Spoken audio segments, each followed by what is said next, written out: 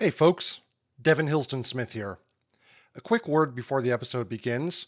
Wanted to let you know that this is the final episode of season 3 being released on June 2nd. We are going to go to break for about a month just so that I can get some things in order, get some new episodes teed up, get some new guests on, and we will be back in the month of July. Thanks everybody for your patience. If you're trying to figure out what to do with this time, there's plenty of episodes to go back and listen to. I'm going to give you a quiz on the history. See ya.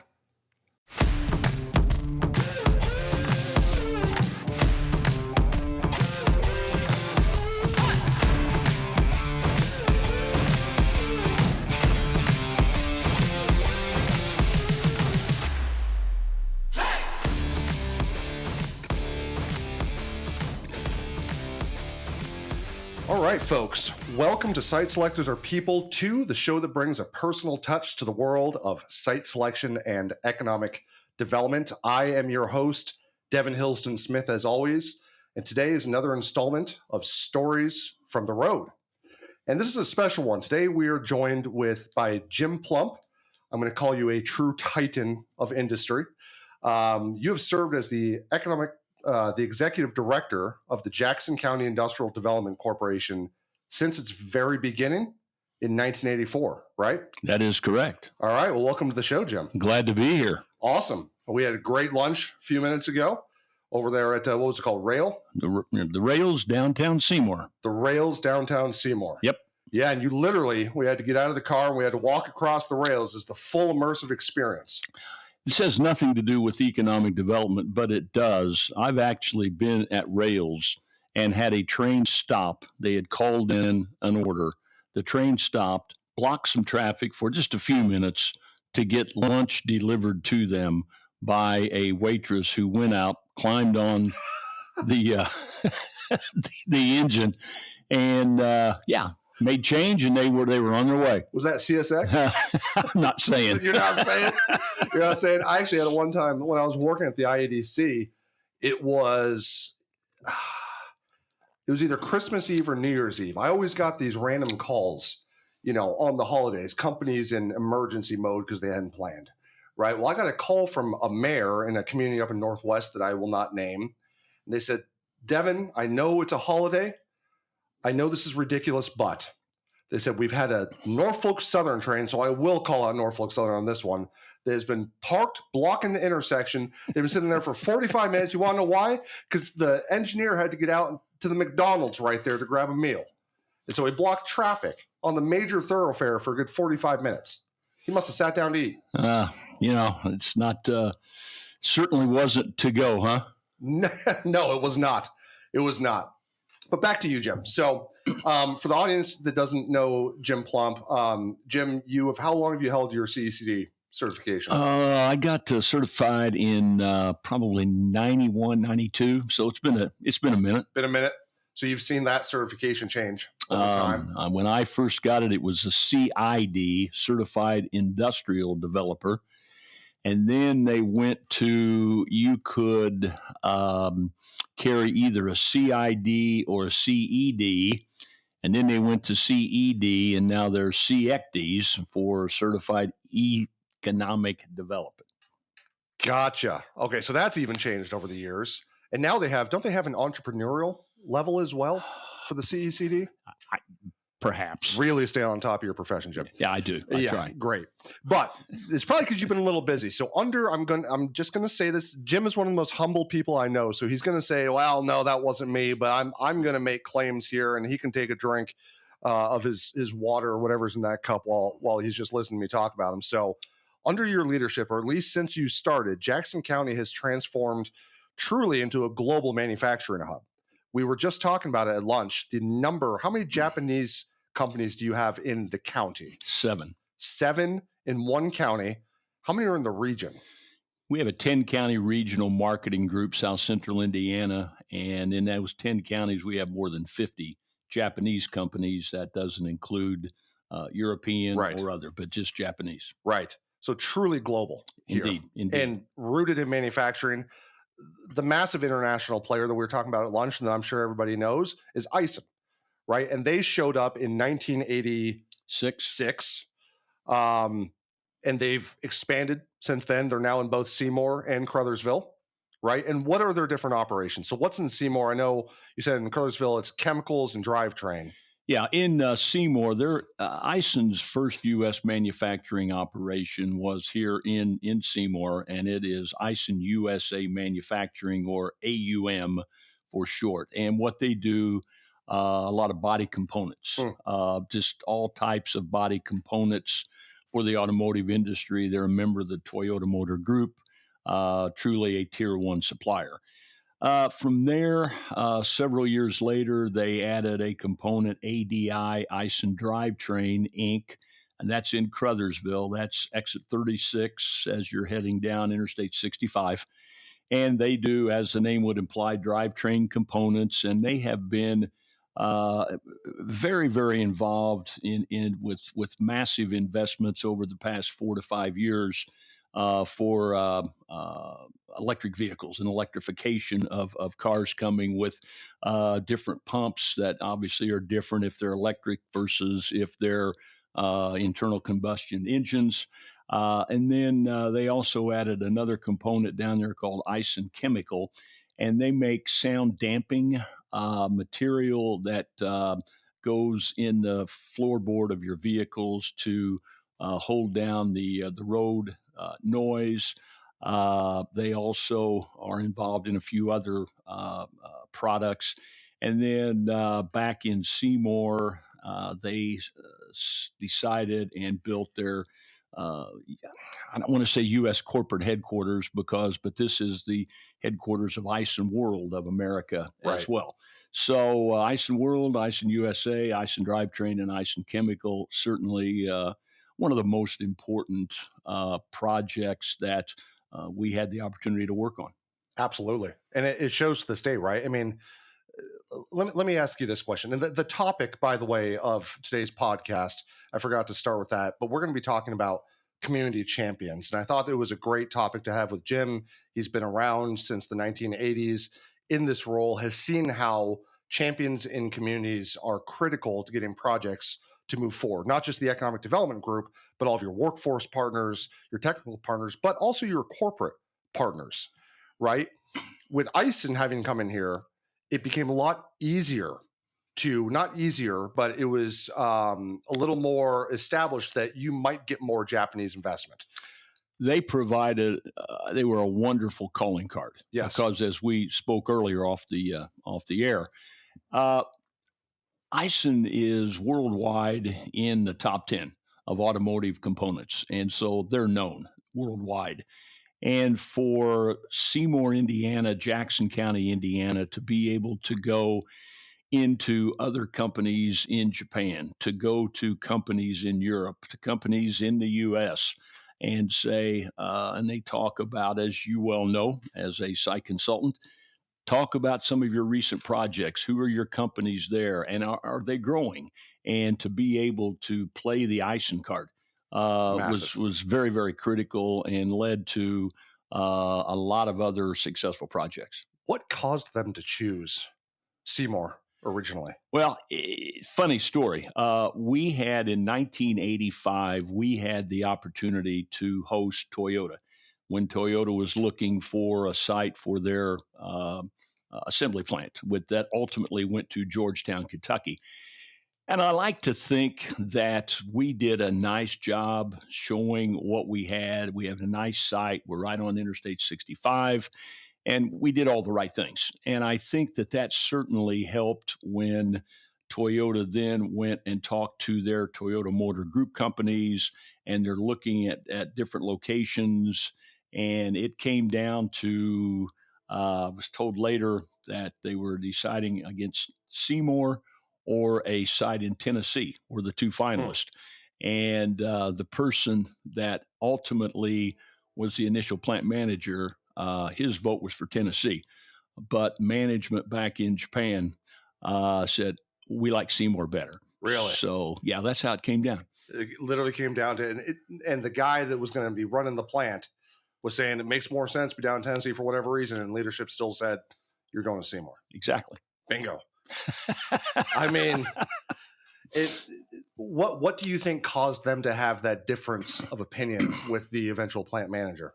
You know, and I became very good friends with the plant manager as well as with the executive that ultimately said Seymour is where we need to go. I don't know, Devin, what the politics and what was going on in Tennessee. Back then, before the internet, before you could now you could find out everything going on in any state around. Right. Back then, it's just like we really didn't know. But I'll really go back and give a lot of credit to the administration at that time. Bob Orr was governor. John Mutz was lieutenant governor. And they really, really worked Japan. Larry Ingram, who is still here in Indiana. Yeah, right. Larry was Indiana's guy in Japan. Bob Mason, who's still in Wabash, Indiana, he was in Japan. So Indiana had a really, really good team, and I think we worked the project hard, and I think that that certainly got the attention of Aisin. And you never know what that deciding factor is, but it's the old adage, you work hard and good things happen. Well, and you all obviously worked very hard, and that's something I think I've said on another episode. And by the way, I don't think these mics can pick it up, but I love the fact there was a freight train going by in the background. I don't think it'll be picked up on the mics. I've said this before with my birds at home, and you can't hear it, but just, proof is in the pudding, right? I was telling this story another time. I can't remember if it was on the podcast. So listeners, if you've heard this, I apologize. But something that I remember when I was at the IEDC and I can't remember who it was, but a site selection consultant came in and told us, they said, the reason why you won this project is because compared to other locations, we couldn't tell who was with the state, who was with the locals, who was with the utilities at the end of the day, because you all operated as one hardworking team. It was a team effort. It wasn't my effort and your effort and their effort. It was our effort. And we felt like that's where we needed to be for an investment in an operation as critical as what we were proposing. It makes sense. It does a lot. And it could be those soft factors. You in Tennessee could have ranked neck and neck, and you probably did on all objective metrics, right? But it could have come down to what you just said, the fact that you guys put grit and hard work into the project. They saw it, they respected it, and they said, that's where we need to be. Well, and again, I hate to keep throwing this back at you, but in your profession, you understand how important it is to have a seamless effort where, okay, I've got this question. Do I have to ask this to a local? Do I have to ask the state? And I think one of the things over the years that, regardless of what party is in power in the state of Indiana, I think that everyone realizes that economic development should be nonpartisan, that it's bigger than if you're an R or if you're a D. It's what we're doing today that's going to create value, that's going to create assessed value, that's going to create jobs for, kids that are, wanting to stay here or go to college and come back here. It's and I've always really said, and I've had site consultants tell me the same thing, that you in Indiana really understand that it's a team sport. Yes. And you're right. I mean, here's how I approach it, right? And by the way, if you all heard the rumbling and thought that was finally the train, no, it was Jim's phone vibrating. So I forgot to tell you. Would you mind throwing that down on the chair? It does pick it up sometimes. He's a very busy man. Everybody's calling him at all hours of the night. So where was I going with that? Oh, so my approach is exactly that. Because if I'm investigating 12 different states and 70 different communities, you have to think, how long RFIs are. If I'm taking 70 of those RFI responses, and I then need to find a way to compare apples to apples and find some sort of order in the chaos, it needs to be as efficient of a process for me as possible. So as much as locals do not like this, when I am at the initial stage issuing an RFI, I say, guys, I need one respondent per state, and that's going to have to be the state. But what I do say is, as compared to some other consultants, if locals have questions throughout the process, reach out. Let's have a conversation. I don't mind that if you're trying to figure out how to answer something, but the actual submittal needs to be as buttoned up and bowed up as possible for us, right? Because we're dealing with so much chaos on our side with all of this information being thrown at us. Yeah, and again, you know yourself that this profession has changed to where back in the day, to even get to a point where we would get a visit from an Aisin, we would have this initial RFI that we would have to, put together, put all this information together and submit it and then see where it went. And today, as we always tell people, you're in, you're out before you even know you were in because of the internet. Yep. You're traveling and you're working a project. You've got a 2-hour layover. You've got your laptop out. You're doing research. And if there are things that you're looking for that we don't have, we were in, we were out before we even knew we were in. Before you even knew that there was a project. Exactly right. And potentially even before I've codenamed the project. Exactly. Right? Well, I told you coming down here, I've trained up my AI. AI is a whole different ballgame when it comes to this. I've trained up my AI where I can literally just say, report for Jackson County, Indiana. It knows exactly what I want. And you saw some of what it produced because I put some into the crib sheet. But you also now have to be thinking as communities, what is AI saying about our communities when a site selector is going to Gemini, going to ChatGPT, going to Claude, and asking, from a site selector's perspective, what do I need to know about this community, right? And that means that I don't want to prognosticate here too much, but I think that with the advent of AI, we're going to see communities are going to get involved, be brought into projects further and further down the line in the lifespan of a project than you already even currently are. Yeah, I always talked about years ago, I would just do a Google search on Seymour, Indiana. Yep. What popped up? And it was amazing what popped up. Today, you don't have to Google search. No. You just say, I was at a conference one time and they say, hey, we think that the best site in so and such state is this. And so I pull out my phone and AI, what does it say about that particular? And then I said, well, what does it say about Seymour, Jackson County, Indiana? And it pops up and you think to yourself, it's pretty accurate. Pretty good, right? It really is. Yeah. And so how do you, I guess I hate to use the word influencers, but I guess in an economic development setting, we try to influence site selectors to consider our area and we want to sell, we've got this, we've got that. And so you try to think, how can we work to change if we have a bad perception through an AI mechanism versus when someone did the Google. So it'll drive you crazy. Yeah. How do you influence AI? Yeah. I don't know. I don't either. And you know what? It's interesting. I put my own firm Hyphen Strategies through this and it tells me things that I'm going, I don't think I put that out there on the internet. Right. And so I'm not sure where it's pulling from. Now, most of the time now you get sources within, you can dig in if you want to. But anyways, we're digressing. You mentioned a few times over the years, right? And we've just talked about how in modern days we're now evolving even more so. And again, the topic of this episode is community champion. So we can define that term however you and I want, right? What did it look like for you as an economic developer when you first started, when it was chasing smokestacks? What did it look like to be a community champion when you first started as compared to today? Well, I think it was very, it was explained to me very, very distinctly. Your job is to go find companies. Yep. Period.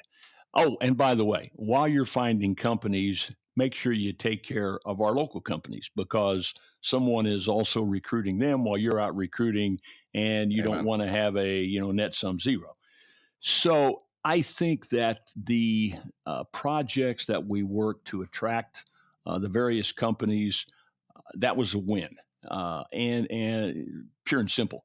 And I think the board, I think the community, I think everyone understood that. And, you get to a point where fast forward, there's not as many projects as there were. And so, BR&A, business retention and expansion, become very, very important. And I don't care what study you look at, what statistics you look at, but it's anywhere from 80 to 90% of any new jobs these days are going to be created by existing industries Oh, because yes. companies are already there.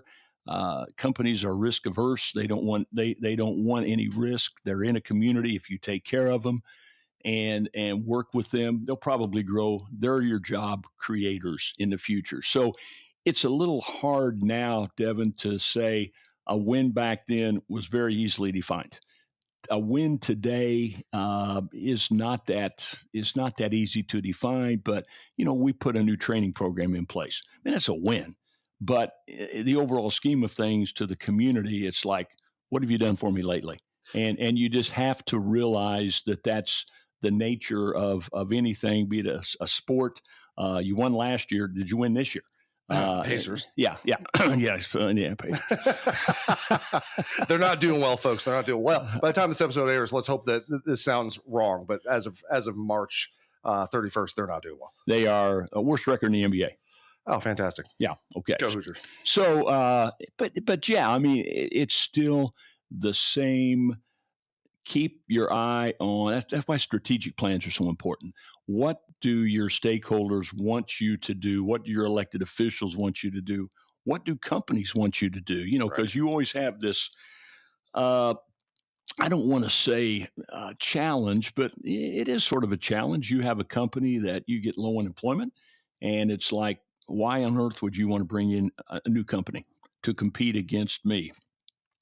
And when companies come in, as you well know, they'll want to talk to a major employer. Yep. What's it like to be in Seymour, Indiana? What's it like to be in Indiana?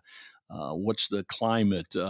What's kind of going on with this? And it's important that you have those relationships with companies that you can say, hey, so and such is going to come out here. I know, but this is what they're going to be looking for. And this is, we're not chasing companies that are going to employ 1,000 people. Right. We're looking for companies that are going to start at 50 or 100 or 200, but, not those huge companies that, back in the 80s we chased. Does our profession feel more, or the economic development profession feel more nuanced these days? Because I feel like back then, the way you're describing in my mind's eye, it was very myopically focused, like you said, on chasing the next big thing, right? Nowadays, you have to be involved in in workforce, in fiber, in daycare, in training programs. I mean, it feels like the role of an economic developer has become so much more nuanced. Even though you still have to be a generalist and you have to know who has the answers, you have to be involved in so much more. I can recall several years ago, we were housing. You mentioned housing. We had a developer and they had a project, but they needed about 3 or 4 variances to the Seymour code is what they wanted to do. So they go to the Board of Zoning Appeals and they asked me if I would stand up and talk in support of, which I did. It was a great project. Housing is always needed. That's, one of those things that every community is always talking about housing. Yeah. And as I'm standing up there talking, and I was thinking to myself, boy, where did this come from? This is kind of one of those things where I don't know really what I'm talking about. This was not in the job description. It was not in the job description. And Devin also, I mean, right now, I think one of the most important things that our organization does is our workforce partnership. And we have 20 years ago when we started 26 years ago, our workforce partnership. And, the things that our staff does, Jackie Hill and Zach Spicer, they do a wonderful job. Today, while we're doing this, they're having JAG Day, Jobs for America's Graduates. We're having, they do interviews with every senior. Every senior in the high school in Jackson County gets an interview when they graduate. Really? Just to teach them how to interview. And in many instances, those students end up getting jobs or getting an internship. So they do so much with workforce development. And that's, as you know, is very, very critical these days in terms of where's my workforce today, but more importantly, what's my workforce going to look like tomorrow? So let's talk about. I mentioned that there's more community champions than just us, right? So let's talk about workforce for a second. You mentioned this workforce partnership. How was this formed, and how would you say they are stewards of the community and champions of the community day in and day out? You started to tell a bit of a story, but yeah, how is this partnership formed, and what does it look like today?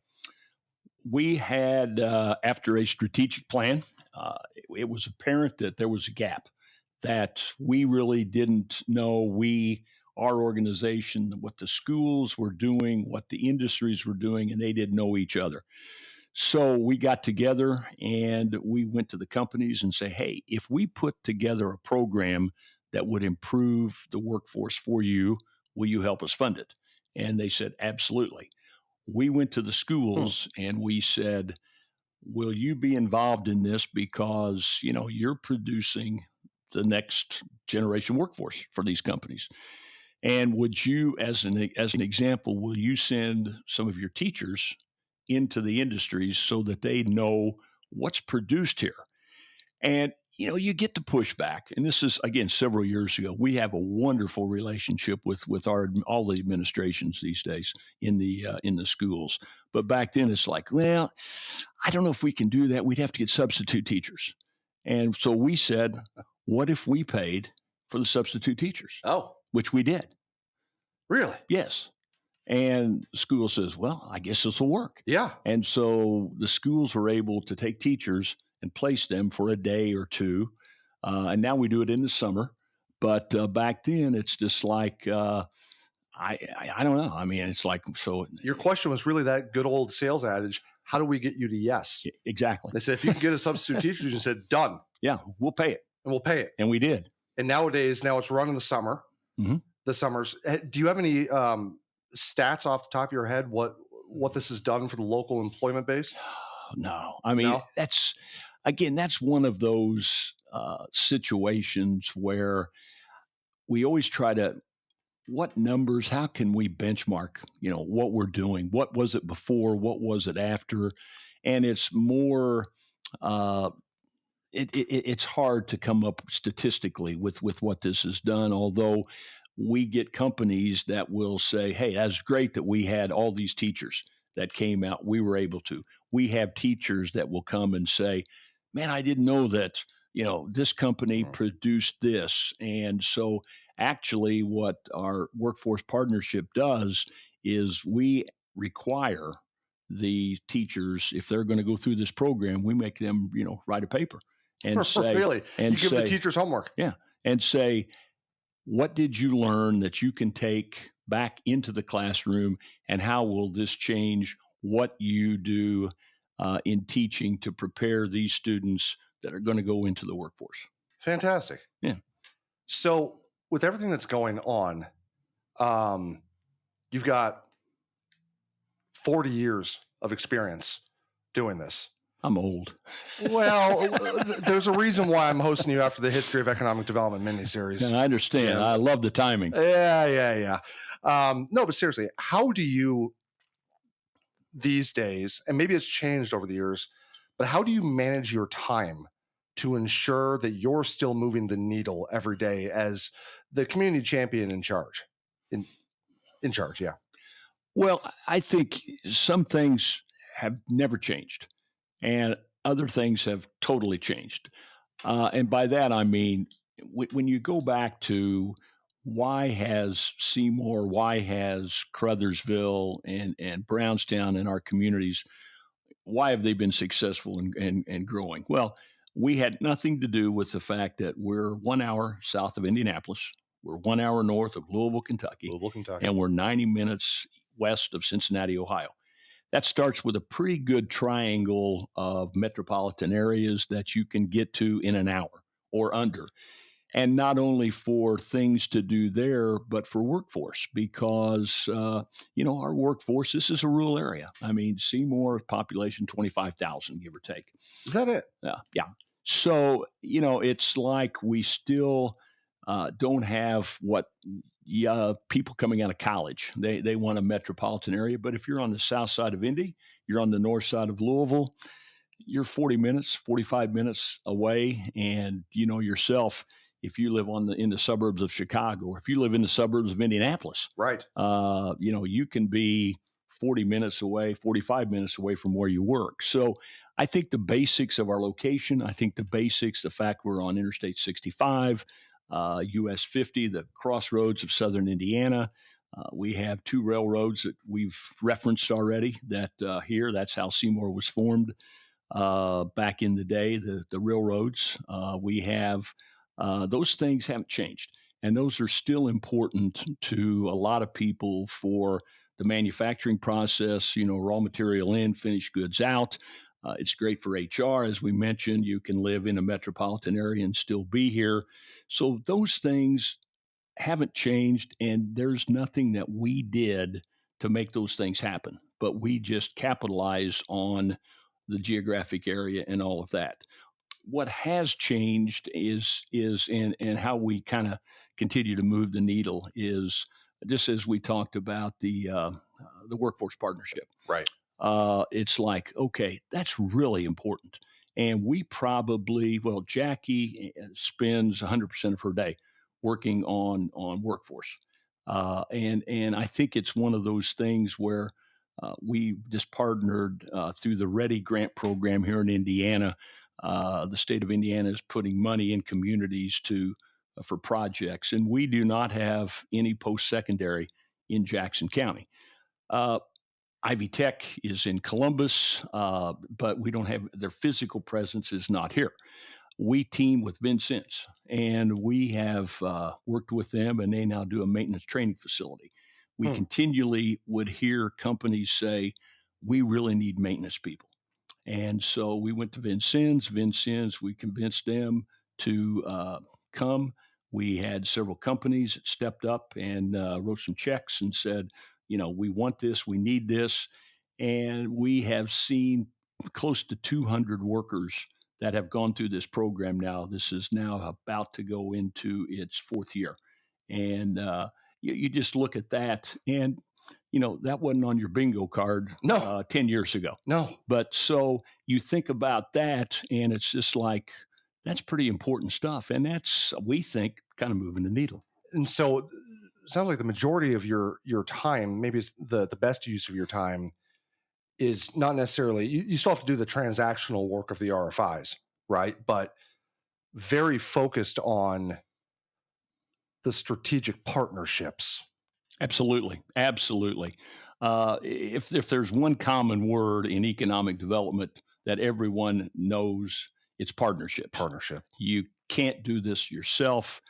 You need local partners, you need state partners, you need university partners, because let's get back to what we said earlier. It's a team effort. Yes. We talk about, when I mentioned community champions, where the thought is we're talking about just Jackson County, but you've got champions all throughout the region, right? Because if you land a new manufacturer in Jackson County, to your point, they could be hiring as far away as the southern suburbs of Indianapolis or northern Louisville, right? And so for them, that is a win as well, because that's more disposable income in their communities, right? Which is why I think the South Central Indiana Economic Development Group is such a powerful entity, because you all, for a 10-county region that it does make sense on paper, on a map, but you might have to put a little brain damage to pull it together. It makes so much sense when you see how you all operate together and how you're all cheering each other on. I mean, I've been at conferences with you. Heck, I think it was a live exchange 6 years ago. You and I were tag teaming the table, right, to have the Site Selectors come. And the majority of the time was spent talking about River Ridge, where I was at, which is how far of a drive south? 40 minutes. 40 minutes, right? We were not talking about Jackson. I remember after the Site Selector left, I looked at you and I said, Jim, I'm so sorry. We talked about River Ridge the whole time. You go, it's fine, because a win for you guys is going to be a win for us, and vice versa. Now, the next meeting, we're talking about Jackson County. Well, but no, you're exactly right. And I keep using you as an example as a site consultant. You don't see city limits. You don't see county lines. You see a region. When you come in, you say, where am I going to find my workers? Right. And my question is what are you going to pay? And once you establish what that pay rate is, then I'll be able to tell you how far people will drive in Southern Indiana for the wage that you're going to pay. If at all. Yeah, exactly. So from our standpoint, to be able to go in and talk about the resources, the universities, the metropolitan area, since, Southern Indiana, South Central Indiana goes right up to Louisville and, 20 minutes south of Indianapolis. It gives us so much more ammunition to really talk to people in Japan or in Berlin, let alone Dallas or Atlanta, that this is a region, this is what you're going to get here in terms of what the labor force looks like, what the labor force wage rate looks like, the unemployment rate, the skill level. And again, in this area, manufacturing is a big deal. It is. You look at in Jackson County and surrounding counties, 30% of our workforce is involved in manufacturing, double what is happening in the majority of other places. And so when companies call and they go, well, will we be accepted there? It's like, yeah, we know manufacturing. We do manufacturing. I always liken the comment that Lieutenant Governor and then Governor Joe Kernan said one time. He said, in Indiana, we make stuff. Yeah. And that's it. Actually, to that point, so we all know the research triangle out in North Carolina. I wonder why we haven't ever tried to go after the term the maker's triangle. I don't know. Interesting, right? I don't know. I'll send you my bill as a consultant. Perfect. So Jim and I had such a good time with this episode that I totally forgot to build in breaks. So you're going to hear me putting some breaks in here, recording at home. So the point here is we will be right back after the break. See ya.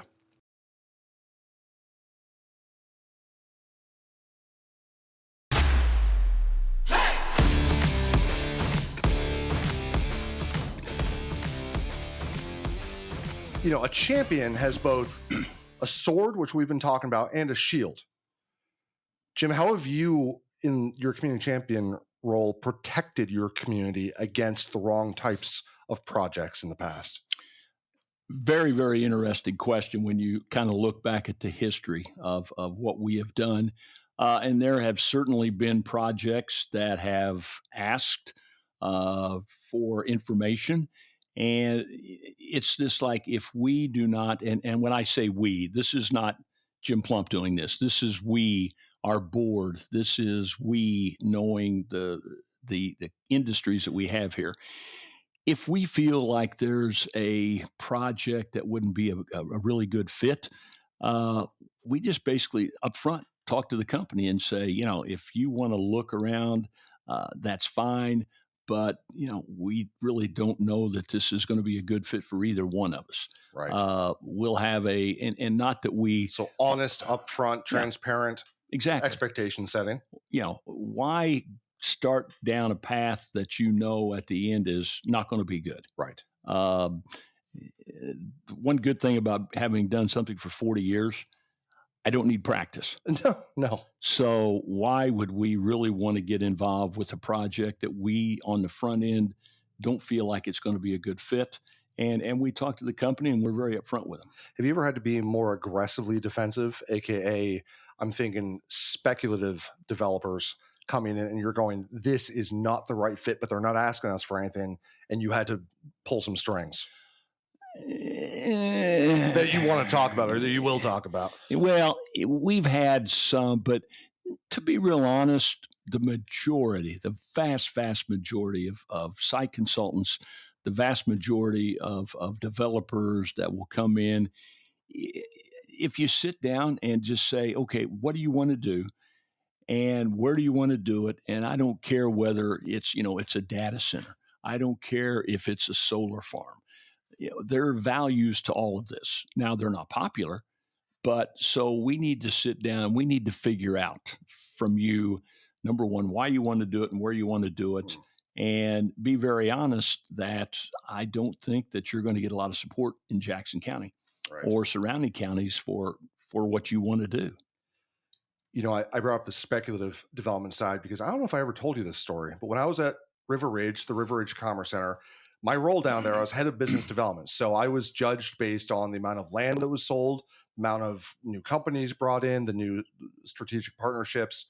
And for the majority of River Ridge's history, I mean, you've driven through there. The majority of those buildings have been stood up by speculative developers.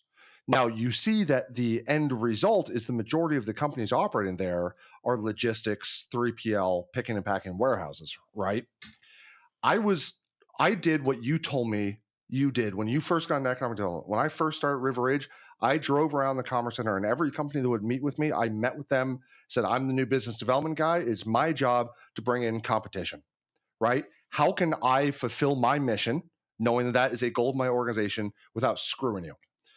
And they didn't really have any good answers for me. It was so tight that if one 3PL company raised their wages by 25 cents an hour, you'd see when the shift change happened, all of the folks from the warehouses around it, instead of going to their cars, would walk across the street, put in their applications, right? And so they were just cannibalizing. And so why, Jim, would I want to bring in more speculative development when 95% of the time it's going to turn into more 3PL, and I'm screwing my incumbent employers who have already committed to our communities? And so what I did, even though I was judged based on how much land I sold and, you know, the new jobs and whatever that I brought in, one of my final acts at River Ridge was I convinced the board to pass a resolution that put a moratorium in place against future industrial speculative development at the River Ridge Commerce Center, because it was not the right fit anymore. And trust me, the brokers did not like me. I remember you telling me you were trying to do that when you were at that conference that we were at. And I thought, you know, to myself, you know, wow, that's big. And when you ask questions, how do you lead and what's a win? Most people would look at that and they would say, wow, you're not going to have any more spec space. I mean, economic developers, by a general rule, we like spec space. Oh, yeah. Companies want a building that they can move into and not go through the construction process and, you know, yada, yada, yada, and all that. But, you know, that's big. What you did in terms of saying, let's put a moratorium on this. We're not going to say forever, but let's let the dust settle. There's so much, because there's so much stuff then and still to this day going on at River Ridge. I mean, it's a powerhouse. And I don't know if Josh Staten and those guys would agree with me, but I'm just going to state that I think that they're almost full up. Yeah, I don't think you're looking at me like, really? I mean, their mega site is effectively gone.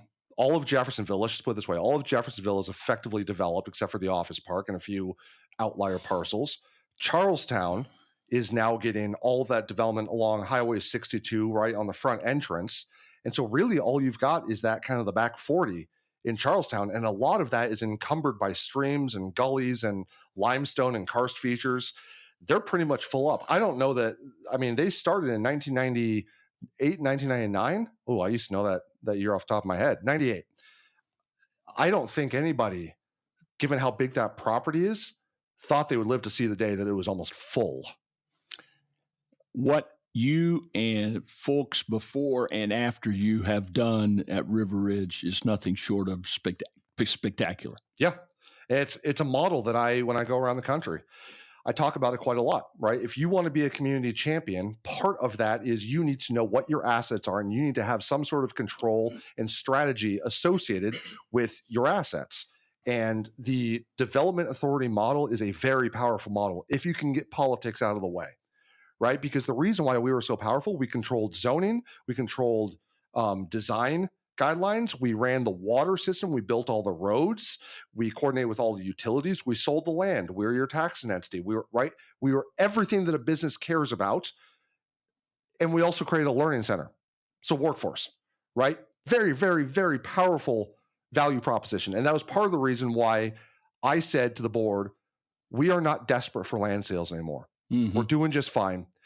Let's be a little more patient. If we want to bring in the bespoke manufacturing facilities, they can't move into a warehouse anyways, right? The Cheesecake Factory, which is now, I don't know if they're operational, if they're probably still under construction in Charlestown. A bakery, an industrial scale bakery, cannot move into 4 walls and a ceiling. They need a very specific design. So the more land we sell for industrial speculative, the less land we have for those. But I've digressed. So I asked you about the shield to defend against maybe opportunities, in air quotes, that aren't the right fit. But let's talk about something that is the right fit, and that is Guardian Bikes. This is probably one of the coolest announcements I've seen in a while. And Jim, I'm just going to shut there. I want you to tell me the story, because we're going to weave this into how they have become a corporate community champion for Seymour, Indiana. They really have. And I don't want to say very briefly, because it doesn't need to be brief, but as briefly as possible. Guardian Bikes was started as a result of a braking system. Brian Riley, the CEO, his grandfather was injured in a bicycle. Yeah, horrible accident, right? Yeah. In an accident where the brakes locked up. He flipped the bike. So Brian, smart guy, had a partner, and they went to work, and they created this braking system that would prevent any flipovers. So their thought was, okay, we've got a braking system. Well, without going into a lot of detail, they did not have the success that they wanted to in selling the brake system.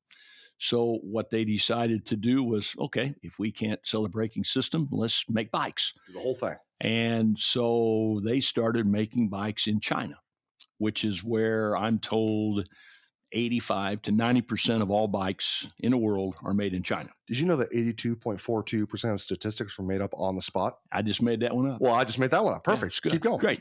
So what happened is they went on Shark Tank and tried to pitch their company. And one Mark Cuban said, I'm in. He bought a percentage of the company with the caveat that they moved the manufacturing to the U.S. And I would, I guess, Mark Cuban was in Seymour last summer for a celebration with Guardian Bikes, and was just thrilled to death at what they had done here in Seymour and in Jackson County. And so we had a real champion on their staff that was from the area, and was a real driver in getting them to look at and consider Seymour. And this is where they landed. They're now 250 employees. They're producing an incredible number of bikes. That's a highly automated facility. And to have 250 people working, facility that automated, that is a ridiculous amount of bikes. They're still importing, X components. We're working with them to see if there makes any sense for any of their component producers to move a little closer. Again, just the strategy of economic development. What makes sense, and so it's been a wonderful success story. And you think about it, they do children's bikes. So you have a 5-year-old, 6-year-old, 7-year-old that's learning to ride a bike. So you buy one, they get very comfortable, they can't flip because of the braking system. So fast forward 2 years, guess what? They've outgrown that bike. They need another one. What grandparent, what parent isn't going to pay a little bit more to keep their son or daughter safe? And so, repeat business. Let's go back to Guardian Bikes. So the business model that they've put together, and the staff, Sam Markle, one of the real champions out there, they've done just a wonderful job in growing the company, and they really have given all that's going on with tariffs and all of that. They're kind of weaving their way through all of that. Really nice article. NPR very recently did an article on Guardian Bikes, and so they're doing quite well, and it's one of the great success stories. Something else I think is fascinating is they needed to keep their margins with American wages, right, as compared to the Chinese wages. And so one of the techniques they decided to deploy was they made the decision, we are going to be direct to consumer. We are and this is not a statistic made up on the spot, 99% of their sales are through their website direct consumer, and that is to keep prices low, so it's still at a reasonable price point, but be able to pay the American worker a living wage. And you're exactly right. And what they did, they established a distribution center on the West Coast. They established a distribution center on the East Coast because of that direct to consumer. They wanted to be in a position where if you buy and get an order of bike today, that no later than 48 hours from now, that bike is delivered to your house. Wow. So, being in the Midwest is great for this area, but to the West Coast, to the East Coast, presented some challenges. So they established 2 new distribution centers to be able to do that. I feel like I should be able to answer this, but I've never worked with a bike project before. How are bikes transported cross country in volume? In boxes. No, I mean, is our buddy Adam Hess, is he getting some business with the railroad? Do they ship them in container cars? Do they ship them in semis? All the above? If you would drive past their distribution center, you'll see one of those freight companies based out of Memphis, Tennessee, that is doing the majority of their shipping. Gotcha. Okay. Got it. I was thinking about that for a second. That's one I've never. Wait, so you said are they building adult bikes as well? They're in the process of getting to that, but their bread and butter has been children's bikes. Okay, because earlier I asked you, are you riding their bikes around? Your answer was no, not until they put a motor on that thing. But really, now I'm picturing you riding a little children's bike with a motor, kind of like the gangs of the tiny little clown ears. Yeah, uh-huh. Right. Yeah, and then something else that they did. Not only did they bring good manufacturing jobs in an adjacent industry to Seymour, but now you have a plastics company who's already operating here. And back to your point about children's bikes, now there's a company in Seymour that I don't know how long they've been in business, but they now have a whole new line of business with Guardian Bikes making the training wheels. Exactly. C&T Engineering is a company that has been here quite a while, and they've been they're into a lot of different things, and now they've found Guardian Bikes, or I should say Guardian Bikes found them for a particular part. Guardian Bikes is buying their steel tubing from a facility in Columbus. So again, I hate to state the obvious, but when you're in a manufacturing type area like we are, and you need components, you can find those components, and the delivery and the cost, as opposed to having to ship across the country, is very, very important as well. And so that's kind of just growing on what has happened here and continuing to grow moving forward. Yeah. Okay. And once again, we will be right back after the break. See ya.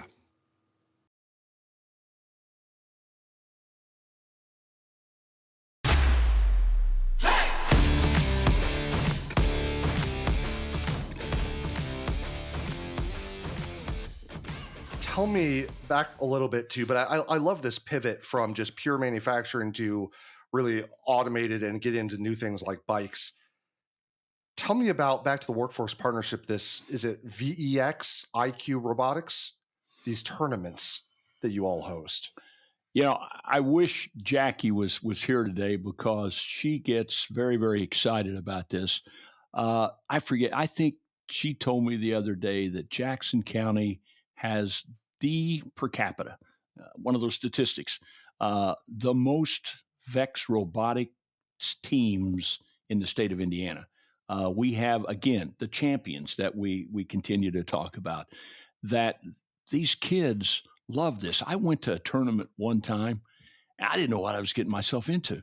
And I sat there and I'm thinking, where's the ball? I mean, let's play basketball, football. I mean, and it's like these kids, they build they build things, and they compete, and you just watch the excitement of these kids. And we have a person that was graduating from one of the Jackson County high schools that got a scholarship to go to Purdue in engineering because of her her design on some of these robotics camps, and you think, that's bordering on that sports thing. Yes. A good athlete's going to get scholarships. I mean, it's really incredible what they have done with these Vex robotics. Every weekend there's competition. I remember when I was in high school up at Penn High School up in Mishawaka, Indiana, and the most resourced department in that entire high school was the robotics team. Mm-hmm. They really saw the vision. I don't know what happened, but you don't ever hear about them anymore. I mean, Jackson County is a powerhouse when it comes to training up the workforce of tomorrow in robotics. So, okay, all that's interesting. We've covered community champions from multiple angles, right? From the corporate perspective, from having your sword, from having your shield. Jim, again, are you the longest running executive director of an economic development organization in the state of Indiana? I am. You are? I am. Who's number two? I don't know who's number two. I was number three. Okay. Pat McMahon. I got to give out a shout to my buddy Pat McMahon in South Bend. He retired, and that made my buddy Tim Eckerly in Marion. He was number one. And then all of a sudden he cut out, and here I was. And here you were. And so here I am, and who knows? The last of the Mohicans. Can I say that? I think I can say still standing. Yeah, still standing. Well, mostly I had to carry up the stairs, but sorry. Yeah. It's okay. There's no shame in that. Yeah. So we've talked a lot about the theme here, and we've woven it through Jackson County, but at the end of these episodes, I like to give you an opportunity in a non-salesy way because we get a listening audience of 1,000, 1,500 per episode, and they're from all around the country. They're site selectors, they're corporate decision makers, there's other economic developers. So what is it and don't tell me that we've got US 50 and we've got I-65, we've got low tax, we've got great workforce. You've heard that before. I've heard that before. Yeah. Tell me something a little unique about this location, something that others have not heard about it that is a good selling point as well. That's always one of those real challenges, as you know. How do you differentiate yourself from someone else so that you're remembered? And I don't know that I've got a great answer for that. I think that's one of the things that when we talk about you're in and you're out of projects before you even know you're in, this is a relationship business.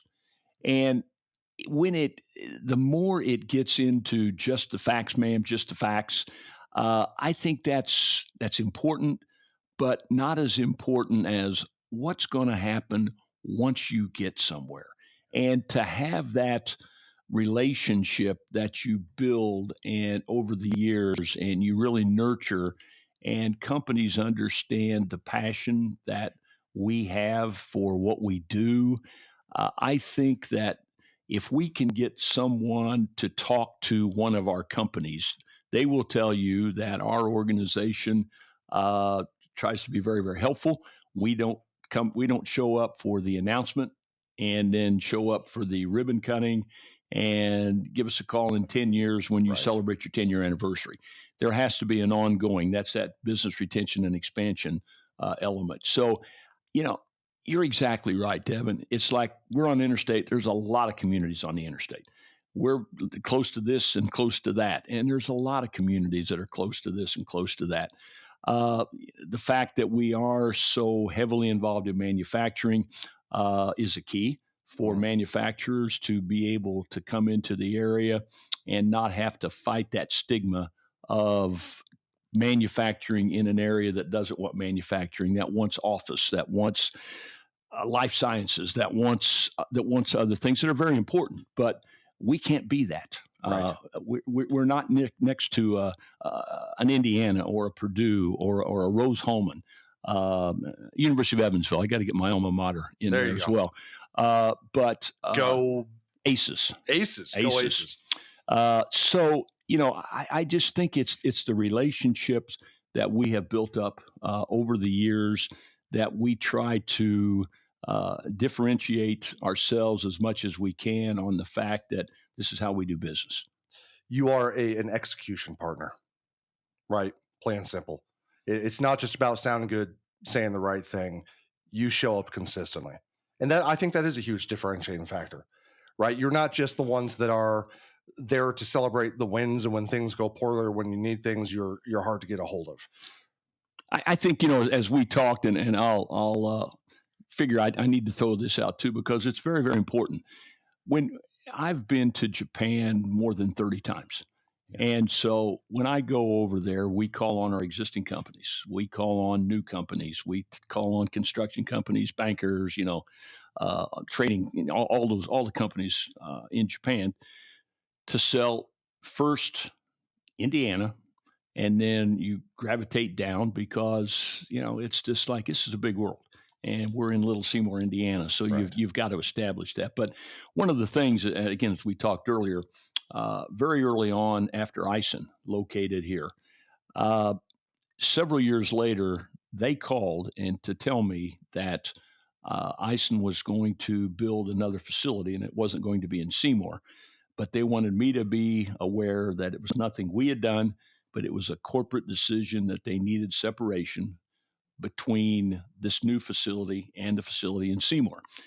And they just wanted me to know that, and they were going to be looking at Indiana, but they weren't going to be looking at Seymour. And I reminded them that I represented the whole county. As we mentioned, Crothersville, exit 36, 14 miles south of Seymour. And I said, would you let me show you a site there? And they said, sure. And again, the rest is history. They liked it. They located there. They've since added a second sister company down there.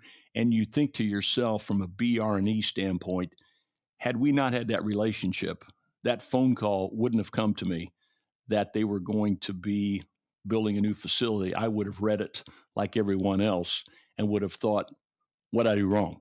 Right. Why didn't we have a chance at this? But the fact that we had that relationship and the fact that they called me to let me know gave us an opening to say, hey, can we show you another site not in Seymour? And it worked out very, very well. And so that's why you go to Japan every year. That's why the relationships that we talk about, that this is a relationship business. You just can't overlook that. And sometimes it's hard to quantify. But the proof's in what has happened, and that's a great story that I like to tell as to why we do some of the things that we do. And it's the absolute proof that when you're an execution partner, there are results. They might not be short-term results, right? But it's the long-term. Like you said, this is a relationship business. And quite frankly, if they would have not had the relationship with you to pick up the phone and give you the courtesy of letting you know we can't look at Seymour, that one slight misunderstanding of fact that you don't just cover Seymour, you can't cover all of Jackson County, means that those facilities would not be in Crothersville at this point. Correct. Look how easily the smallest thing can dictate the future of a community. Scary. Very scary, right? Yeah. Speaking of scary, I'm going to ask you, I've got two final questions for you here. One final question. I want you to mentor the next generation here.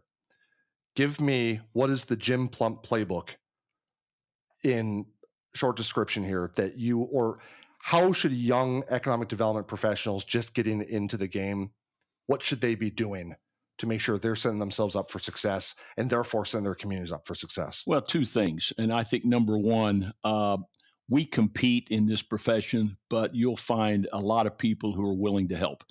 They will teach you and tell you what are some ideas. This is, I always use the phrase, one size does not fit all.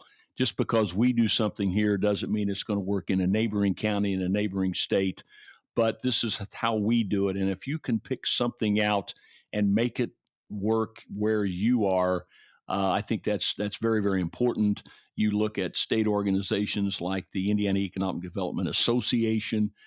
You look at the International Economic Development Council. You look at the University of Oklahoma Economic Development Institute. There are a number of organizations out there to get involved with that can train you, that can give you the resources to learn about this profession. And again, not to say that things haven't changed, but as we talked at lunch, I made the comment, the first thing I did when I came to Seymour, my background, I was a sports writer.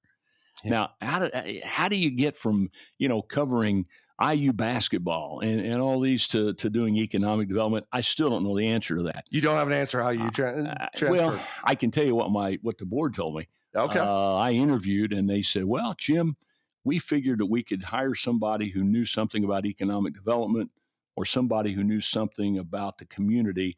And we figured we could get the former or the other one cheaper than someone who knows economic development. So that's why we hired you. And I said, okay, I'll take. You were the cheap option. I'll tell you, I was a cheap option. Perfect. But what I did, I went around to every company in Jackson County, president, CEO, plant manager, whomever, and said, hey, I've been hired to do this job.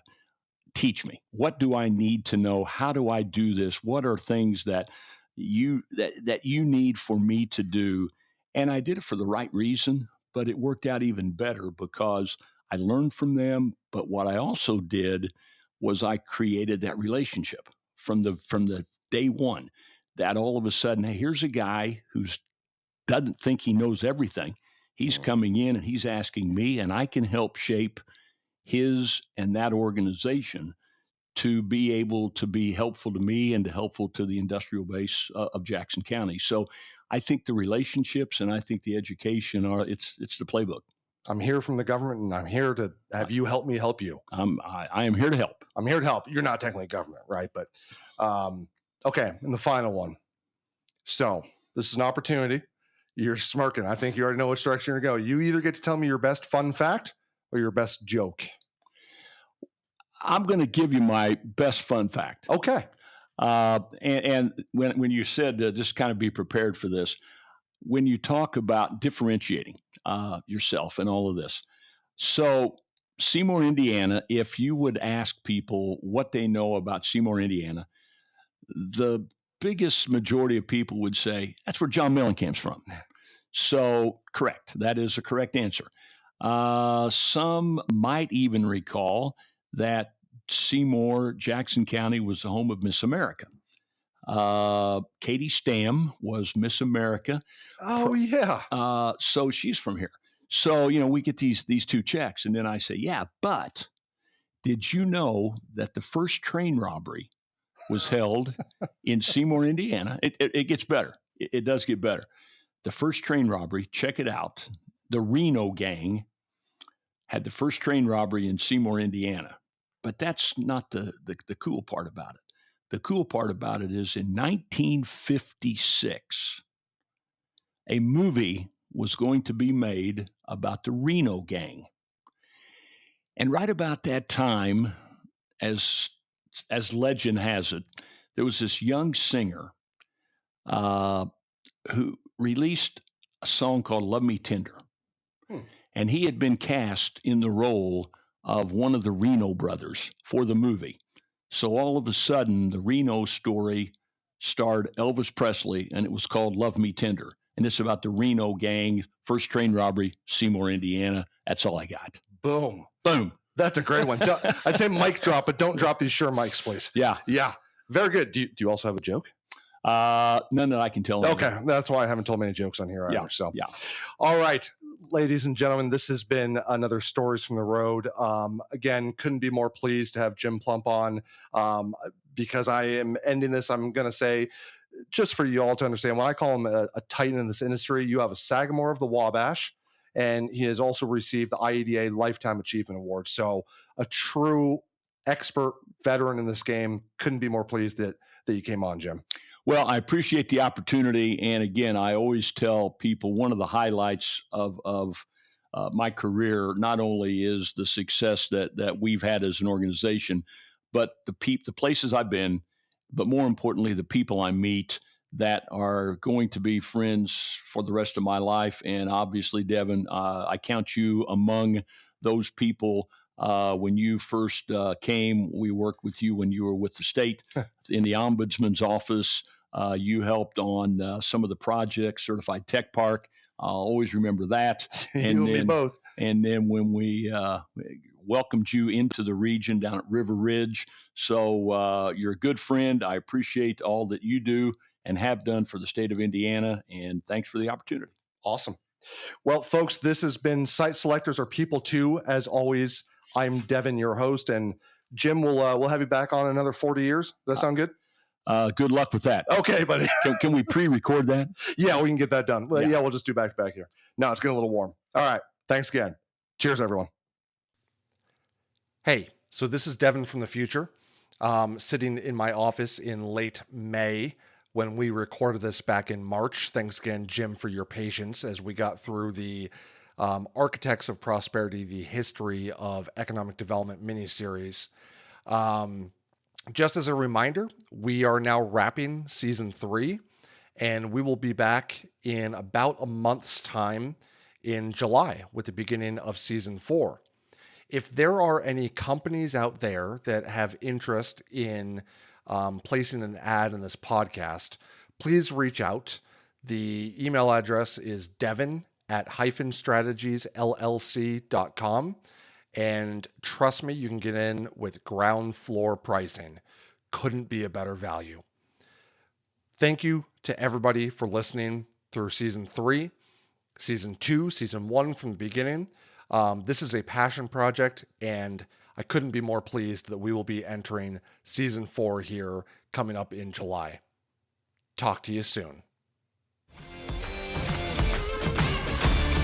Just a heads up, views expressed in this podcast are solely my own and are not attributable to any employers, whether past or present. Thank you.